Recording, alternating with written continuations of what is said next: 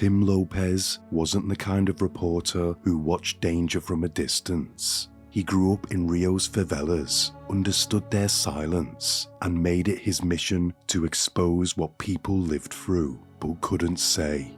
By 2002, he was one of Brazil's most respected investigative journalists, the one residents trusted when even the police couldn't listen. And on the night of June 2nd, he walked into Via Cruzeiro with a hidden camera and a lead to a horrific series of crimes.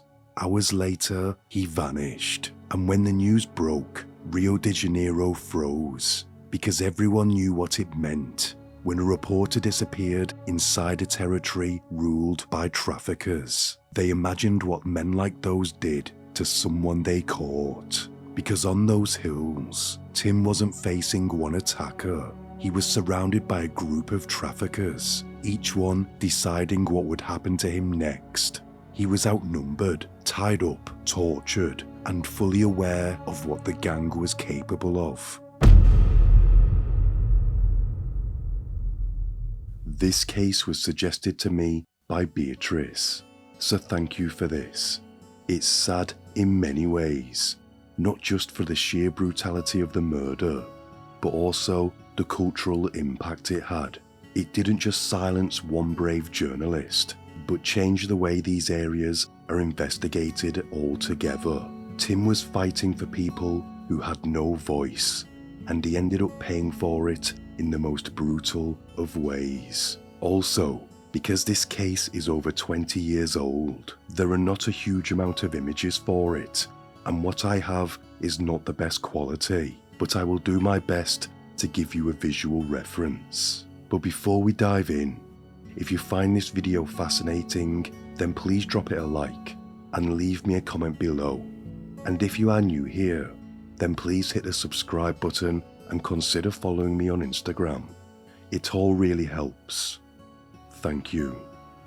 This video is created solely for educational and documentary purposes. It does not endorse or condone the criminal actions described within. Tim Lopez was born on November 18, 1950, in Pelotas, in the far south of Brazil. Nothing about his early life suggested the path he would eventually take, but that changed when his family moved to Rio de Janeiro, settling in Mangueira, one of the city's oldest and most overcrowded favelas. 12 people lived together in a cramped 3-room house. No privacy, no quiet, and certainly no safety. If you grew up in Mangueira, violence wasn't something you heard about on TV. It happened outside your window. Tim learned that early. Shootouts were normal. Police raids happened often, and the people who lived there were expected to keep their heads down and accept it. Growing up in that environment didn't make Tim numb. It opened his eyes. He paid attention to things most people ignored: who disappeared and which gangs moved where. Tim went to school in Olaria, just a few kilometers from the favela where he grew up. His life was home, school, then work. None of it was easy, and none of it offered much of a way out. Life was survival, plain and simple. But even then, Tim was different. He didn't want to escape the favela and leave it behind. He wanted people to see it, really see it, without the filters often portrayed in the media. By his teens, that desire led him to journalism. He knew firsthand that if someone didn't speak up about what happened in these communities, no one else would. And that early life in Mangueira, the violence, poverty, and silence that he witnessed firsthand, shaped who he became. A fearless reporter who would one day walk back into the favelas with a camera, because he understood them better than anyone watching from outside. Tim started with small assignments inside Rio: neighborhood disputes, transport problems, workers' complaints, the kind of stories most reporters treated as routine. But Tim didn't cover them like anyone else. He went into the locations themselves, undercover. He lived the stories, and got first-hand knowledge. And that choice came with risks most journalists didn't think about. When Tim went undercover, he didn't have security or a partner. He blended into places where a wrong glance could get you beaten or even murdered. He took jobs inside construction sites, bus terminals, and anywhere the story took him, because it was the only way to expose what really happened behind closed doors. If anyone suspected he was a reporter, he wasn't just losing a story, he was literally putting his own life in danger. By the mid-1990s, Tim was working at major newspapers, but his focus stayed on the communities ruled by fear. Reporting in those areas meant navigating territories controlled by armed traffickers, corrupt police, or both. You didn't get warnings or a second chance. If the wrong person noticed you taking notes or filming, that was it. By the time Tim got a job at TV Globo in 1996, he already knew how to move through Rio's most dangerous areas without drawing attention to himself. But working for the country's biggest broadcaster changed everything. His reports didn't just reach neighborhoods anymore, they reached the whole of Brazil, and that made the stakes much higher. At Globo, Tim focused almost exclusively on urban violence. He investigated illegal gambling, exploitation, abuse inside treatment clinics, and the daily operations of a substance faction. These weren't stories you could cover from a newsroom. They required going inside territories where armed lookouts sat on rooftops and radioed every unfamiliar face that passed through. For Tim, that was normal. For the people watching at home, it was terrifying. Residents from multiple favelas began contacting him directly because they knew the police could not act, but Tim would. They gave him information about substance sales happening openly and crimes that went unpunished because the traffickers running the area allowed them. Every time Tim followed one of those leads, he walked into a place where journalists weren't allowed, and he risked imminent death each time. And still, he kept going. In 2001, Tim, now aged 50, took on an investigation inside the Complexo de Alemán, documenting open selling of substances, armed traffickers, and the way these groups used youths as lookouts and soldiers. He recorded everything using a micro camera and blended into the crowd while surrounded by rifles and men who would not think twice about killing informants. The moment Tim released the 2001 investigation, everything changed. The report didn't just show crime, it exposed the internal mechanics of the substance trade inside Complexo de la Alemán, one of Rio's most heavily armed strongholds. And it aired on national TV in front of millions. That kind of exposure didn't go unnoticed. The footage revealed gangs running the streets like a parallel government. Among the men caught was Claudio Orlando do Nascimento, known as Retino.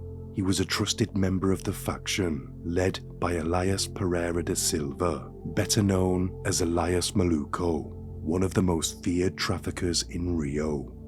Tim was making these gang members known nationally. Shortly after the episode aired, police used Tim's footage to identify and arrest several of the men shown dealing and carrying weapons. That included traffickers linked directly to Malunco's network. For a criminal faction, that wasn't journalism, it was an attack. And that meant one thing: someone had to pay for it. Inside Alemán, rumors began circulating. A reporter with a hidden camera had infiltrated their territory and had helped get soldiers arrested. A reporter had made them look weak in front of rival factions and in front of the country. And they knew his name, Tim Lopez. From that point on, Tim wasn't just a journalist covering the favelas. He was a problem. someone who had stepped over the line. But Tim continued working. He kept returning to the favelas with the same micro camera. He kept investigating and doing the one thing that made traffickers nervous, exposing the truth. He was fearless in his pursuit for justice and protecting those who seemingly had no hope. Everything that happened on June 2nd, 2002, the night Tim walked into Via Cruzeiro, traces back to that report. That single investigation put him on the radar of the most violent substance lord in the region. By the afternoon of June 2nd, 2002, Tim already knew what he was walking into. Residents from inside Via Cruzeiro had reached out to him directly not long before. They told him about what was happening inside local parties held by the traffickers. Females, some of them youths, were being forced into intimate acts in public, being forced upon by crowds of men, absolutely vile. And when they tried to report it, nothing happened. The police didn't enter the area, and everyone knew why. So Tim made the decision himself. If he didn't go, no one would. He stopped at the global office earlier that day. He didn't dress like a reporter. He didn't carry anything that made him look like an outsider. He left behind his wallet, phone, and his credentials. Everything that could get him identified was removed. What he kept was a micro camera hidden inside a small pouch wrapped around his waist, a device he had used many times before without anyone noticing. He checked the equipment, packed only what he could conceal, and kept his movements quiet. Tim knew better than to rely on public transport when infiltrating substance-controlled areas. He arranged for a trusted co-worker to wait outside the favela for him at 8 p.m. This was at a fixed spot on the side road. The idea was simple. Tim would go in, get his footage, and slip out unnoticed, and then return straight to Globo and review the footage he had gathered. If Tim didn't return to the car by 8 p.m, something was wrong. At around 5 p.m, Tim entered Villa Cruzeiro on foot. He walked like any other man that mattered. In a place ruled by traffickers, acting nervous was as dangerous as pulling out a badge. He made his way to Rua 8, where a known substance selling point operated openly. He watched the movement, recorded what he needed, then shifted locations before anyone started paying too much attention. He bought a beer at a small bar and stood near the doorway, keeping himself in the mix without standing out. It was the same method he had used for years. Move, observe, move again. For a while, everything seemed normal as it could be in a place where armed men walked the streets with rifles and no fear of consequences. Tim kept filming. He blended in exactly the way he planned. Tim was outside the bar on Rua 8 when a youth approached him. He looked innocent, and he was just asking for food, something Tim had seen thousands of times growing up in the favelas. But he didn't realize the youth wasn't begging. He was a scout, and he noticed something on Tim, a faint red light coming from the pouch on Tim's waist, the hidden micro camera. The youth walked off as if nothing had happened, but he passed the information on straight to the traffickers. Minutes later, two armed men arrived, Andre Capetta and Mauricio Bazzino. They confronted Tim directly and checked the pouch. They didn't recognize him, but once they saw the device, they suspected he was an undercover officer.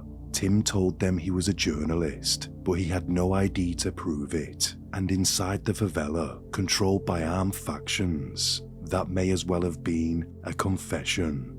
They viciously beat him right there at the scene. While Tim was on the ground, the traffickers radioed Maluco, who was in Grota, inside Alamo, not too far away.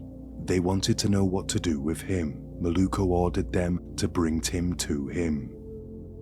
Before moving him, They shot Tim in the feet and legs, not to kill him, but to make sure he couldn't run away. Then, they tied his hands behind his back and dragged him towards a stolen car. It's important to mention that nobody intervened, nobody reacted. In that territory, silence was survival. The two men pushed him into the trunk and shut it. From there, he was taken out of Villa de Cruzeiro and driven straight towards Grota, to the place where more than 20 traffickers were already gathering. Once they arrived on the hilltops of Grota, Tim was tied to a tree. All the traffickers gathered round. They held a kind of trial to decide what should happen to Tim, and it was the leader, Maluco, who was the judge and jury. Maluco wasn't just a trafficker, he was one of the most feared leaders of a faction that controlled entire favelas in Rio. People didn't say his name out loud, even other criminals were scared of him. He built his power through torture, executions, and fear. If he wanted someone dead, it happened fast. If someone crossed him, they didn't just disappear, they were made an example. The questioning of Tim started the same way every tribunal did. They demanded to know who Tim was, who sent him, who he worked for. Tim told them the truth, that he was a journalist and wasn't a police officer, and that he was only there to report on the abuse in the area. And that's when Retino stepped forward. Retino was one of the key traffickers under Maluco. He handled weapons, enforced punishments, and protected the substance sales points. And unlike most low-level soldiers, Retino wasn't anonymous. Tim had filmed him the year before, openly cleaning a rifle, and Retino didn't accuse him of being a cop. In fact, it was worse. He recognized him as the reporter who filmed the expose that embarrassed the gang, identified traffickers, and led to arrests. In that trial, Retino's voice was strong. He turned Tim from a suspicious outsider into a target who had personally got some of the men there arrested. Tim must have been terrified, tied to a tree, injured and barely able to stand, surrounded by 20 men who lived off violence. They circled him, taunting him, laughing at his pleas, and then everything went quiet. Maluco stepped forward. He listened, watched Tim struggle, and gave the final word. Tim Lopez must die. That single sentence led to everything that followed. The torture began almost immediately. One by one, gang members stepped forward and burned Tim with cigarettes. Not just on his body, but on his eyes. They deliberately blinded him. The pain would have been unbearable, but the terror of suddenly losing his vision must have been horrific. Later, some of the men would claim they did it so he couldn't identify anyone else. Then, the beating started. Still tied to the tree, Tim was punched, kicked, and struck until his body gave out and he passed out from the sheer brutality of it. But they didn't want him dead yet. They stepped back, they watched, and they waited for him to wake up, because in their minds, the real suffering hadn't even begun.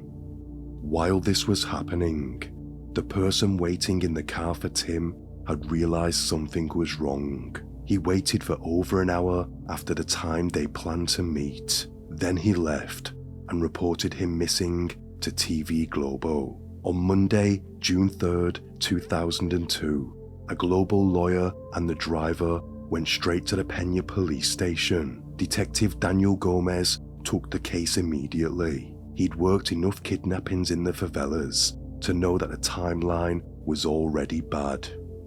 Police entered Villa Cruzeiro armed, in daylight, something they almost never did, and started knocking on doors. Residents wouldn't talk openly, but they got word of a man that was captured the night before. He was beaten and taken up the hill. That was all the confirmation the police needed. Officers drove to the top of the hill where traffickers usually executed people. There, they found burned tires, fresh blood, and human remains. For a moment, everyone thought they'd found Tim, but DNA later showed the remains belonged to someone else. This just shows how brutal the area was. The favelas had had more than one victim that night. Days passed. Tim was still missing. Police searched alleys, rooftops, cemeteries, even drainage pipes, but still nothing. Then a break came. During the sweeps of the favelas, officers detained Shusha and Zeu. They were known gang members of Maluko's group, and they were both believed to have been present in the area on the night Tim disappeared. After hours of interrogation, the two traffickers finally cracked, and when they did, everything changed. They admitted they were part of the group that captured Tim Lopez, and for the first time, police had confirmation that Tim wasn't missing. He was dead. According to them, more than 20 traffickers stood around that night, watching the torture unfold, but only 9 had actually taken part in what was done to him. Officers pushed harder. They needed to know exactly what happened, and the 2 men didn't hold back. Piece by piece, they told the nightmare Tim had been put through. After Tim came round, Maluko stepped in. The shouting stopped, the chaos stopped, and the man that everyone feared took over. He took out a katana, a weapon he was known to keep close, and walked right up to Tim. Before he even lifted the blade, he mocked him, reminding him of the arrests, the raids, the trouble his reporting had caused their entire crew. Then he swung. Blow after blow, he severed Tim's arms and legs, while Tim screamed in agony. Helpless and tied to the tree, the injuries were catastrophic, the kind no one survives for long. And in a way, that was the only mercy Tim was given. He didn't suffer for hours. He bled out quickly. It was a senseless, brutal end, delivered by a man who wanted him to feel fear right up till the moment he couldn't feel anything at all. Shusha and Zeu told officers that once Tim died, the gang carried out what they called the microwave. They placed his remains inside a stack of tires, soaked everything in gasoline, and set it on fire. The flames can burn for hours, reducing almost everything to ash, a method designed to erase evidence and send a message. And in one of the most disturbing details, both men said that some of the traffickers lit their cigarettes from the fire, treating Tim's death like a celebration. It was their way of showing they feared nothing, not the police, not even the consequences of what they'd just done. After the fire burned down, what was left of Tim was gathered, crushed, and dumped in a ditch in the Grota area. Officers would later receive a tip-off. It was a location where Tim's remains had been dumped. They went back into Almeno and climbed towards the Pedra de Sapo, to a small clearing near a football field. Nothing about the spot looked unusual, but that was the point. They started digging at what appeared to be a shallow grave, and quickly they uncovered 41 pieces of charred bone. Not just Tim's. The traffickers had used this ground before. Mixed in with the fragments were Tim's wristwatch, his crucifix, and the melted remains of his micro camera he'd strapped to his waist the night he disappeared. Only one rib held enough biological material to test, and when the DNA results came back, it was Tim. His death had finally been confirmed.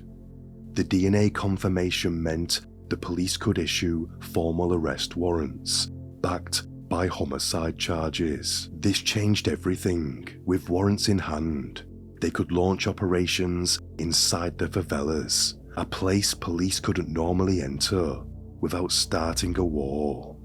Armed operations swept through Villa Caruzero and Pedra de Sapa. These weren't clean arrests, they were gunfights. Officers had to climb the same hilltops traffickers used as lookout points, dodging rifle fire just to reach the alleys where the suspects were hiding. Residents later said that they'd never seen that many officers enter the Alamone complex before, and they were right. It took a massive force to break the control. 3 of the men who helped torture and kill Tim died in a shootout with police during these raids. 5 of the other suspects were arrested in the following weeks, but only one man kept slipping away: the leader and the man who ordered the killing, Maluko.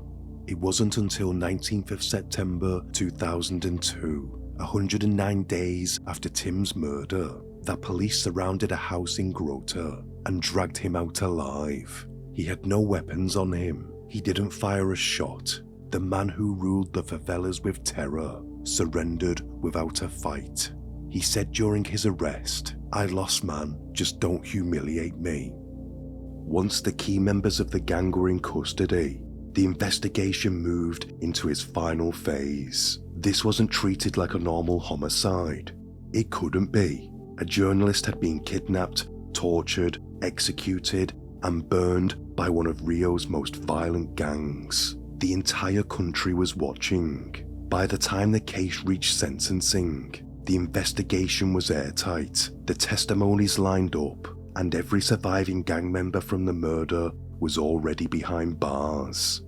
Elias Maluko, the man who ordered the torture, led the trial, and carried out the execution, received the heaviest sentence: 28 years and 6 months for aggravated homicide, concealment of a corpse, and gang activity.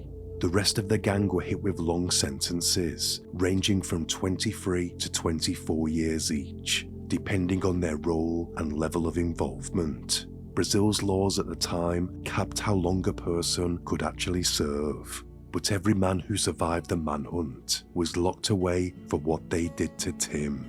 In December 2012, 10 years after his death, Tim Lopez was posthumously given Brazil's highest human rights honor. It was an award reserved for people who risk their lives defending the vulnerable, exposing abuse and fighting for basic dignity. He didn't die chasing a story. He died protecting people who had no one else on their side. You can't speak of anyone higher than that. Thank you for watching. Until next time, stay sane.